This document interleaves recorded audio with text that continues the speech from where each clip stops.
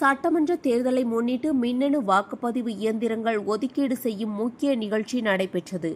மாவட்ட ஆட்சியர் சந்திரகலா தலைமையில் அரசியல் கட்சி பிரதிநிதிகள் முன்னிலையில் இவிஎம் ஃபர்ஸ்ட் ரேண்டமைசேஷன் நடைபெற்றது.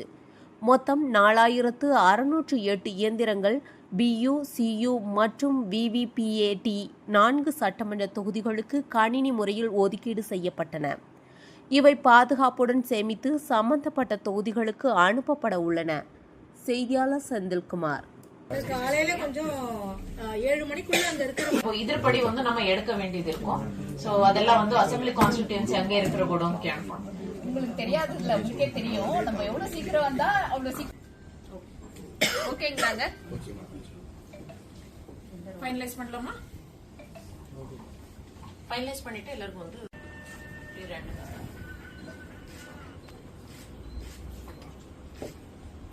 3 ரவுண்ட் பண்ணிட்டோம். இப்போ 4